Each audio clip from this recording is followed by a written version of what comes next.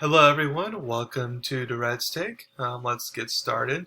So we had some very interesting games last night between Denver and Portland and Phoenix and LA.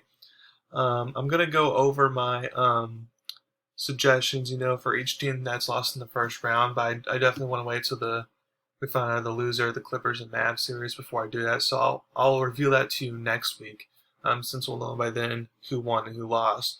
But for right now, since the next round of the playoffs is about to get started, I'm going to go ahead and go over my updated playoff predictions for each of the series. So let's get started with Philly versus Atlanta. So this series is only interesting if Embiid either does not play some games or you can tell he's like limited on the court. Um, because if so, then Atlanta will actually be the better team when Embiid's not on the floor or if he's severely limited. So I think Embiid will definitely miss game one to get that knee healed. And then I feel like Atlanta will win that game, so therefore that's going to make Embiid come back and try to play through the pain, and we'll see how he produces. And if he produces good enough, I feel like Philadelphia should win the series. But I have it not being easy. I have Philly winning this in six, all because of Embiid's health. And then you have Brooklyn versus Milwaukee. Now, a lot of people say that this is the Eastern Conference Finals, basically. And with Embiid's health, I now agree with that statement. It's a fascinating matchup, though. It's basically what gets trouble, for Giannis Antetokounmpo is when he can't get to the rim. But in this series, like he should be easily getting to the rim. There's no big man for the Brooklyn Nets stopping him. I mean, except if you want to say DeAndre Jordan, but then I don't feel like he can stop him necessarily. Also, Brooklyn has to deal with other big men like Brook Lopez who can go out and shoot threes, or in this series, if I'm Brook Lopez, I'd be closer to the rim, since you're not going to have a big guy on you, you should be able to feast down there. Or a Bobby Portis is a good rebounder, or a PJ Tucker or something like that who can shoot the three.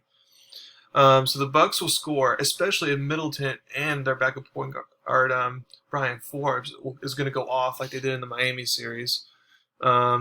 Now losing Dante DiVincenzo, who's like a good hustler guy starting that, I feel like that will be a big piece loss. I'm not going to overlook that at all. And now we also know that the Nets big three can also score. Even a good defense can't stop that. Now the question for the Nets is their role players. How will they contribute? Can Joe Harris consistently knock down 4 threes a game? Can Blake Griffin give you near a double-double every game? Can the bench provide enough spark so that way when the Nets stars go off, the Nets are not going to lose a lead or be down by a lot against the Bucks, because the Bucks bench, they can be able to keep a lead or increase on a lead because their bench is pretty good. Because if not, then Kyrie's going to play more often. So KD and James Harden, and then fatigue will probably settle in. That would be an advantage towards the Bucks.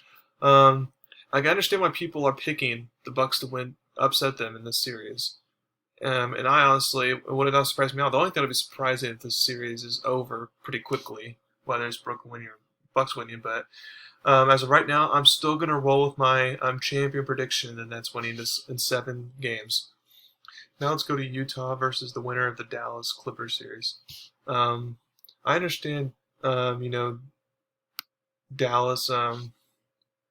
will give the Jazz certain problems, and the Clippers will give them different types of problems in Dallas as well. So there's problems. So there's problems that the Jazz will face either way. But let's be clear: the Jazz are going to win the series. Assuming Mike Conley's hamstring is not lifting him, which with this week off, I feel like he'll get the rest he needs, and then I feel like the Jazz keep winning a game in the series without Conley playing because they're that loaded. They're 10 deep. They make a lot of threes. And they play good enough defense. And the biggest thing is that they've shown they are clutch, unlike the Clippers. So let's say they face the Mavs. The Mavs are a horrible defense. They basically be getting lucky that the Clippers haven't made enough shots, because if that were the case, then the Clippers would win the series easily. But the Mavs be getting lucky there. And the reason they're even in this position is, because Luka has been going out his mind and playing really well. But the problem is that after this series is over, he's going to be tired, and then he has to go to the altitude in Utah. So good luck with that. And then I just feel like Quinn Snyder's been head coach and Rick Carlisle, despite Carl win that one championship. So that's why I'd go Jazz there. And then let's say even it's the Clippers. Well, I feel like fatigue is going to be a problem with the Clippers as well. Like they would have battled a a 7-game series there, and that has to go to altitude. And then the other problem with the Clippers is that they came and won a home court, so if they're going to have a problem with the altitude in Utah, then it's just not going to look good for them. And also, like I said earlier, the Jazz are a much better cooler team than the Clippers are. So that's why I feel like either way, Jazz win the series. Now, of course, the amount of games that are played in the series will depend on the opponent here. Let's say if Dallas wins, I think Utah will win that series in Dallas in only 5 games. Again, just because I feel like they wouldn't win any games in Utah. And then Dallas, with Luka, obviously, Luka can give you a game. He gave you basically 3 against the Clippers. Like, he can definitely give you a game, but that fatigue, and that bad defense, I feel, will come back to haunt them in this series. They're still a piece or two away from being a title contender, unfortunately. And then if it was the Utah versus Clippers, I originally had this 7 games, but now look at how the series has gone. I actually go Utah in 6 games. I just feel like Clippers might not have much left in the tank, and Jazz will be able to overtake them, especially if it comes down to a clutch situation, which that's favors the Jazz. So I have Jazz winning there. And now the Phoenix versus Denver series. This is going to be an interesting series. I didn't expect either team to win, especially Denver, with Murray and Barton being out. But Michael Porter Jr. has been playing great. Jokic has been playing at MVP level. Role players like Austin Rivers is playing well. That Italian guy is playing good. I forgot his name. Michael Green's been good off the bench. They'll be hard to beat. However, I'm going to roll with the Phoenix Suns here to win the series, and here's why. If CP3 is healthy, Phoenix is the better team. See, unlike Portland, Phoenix actually plays defense. They play defense pretty well.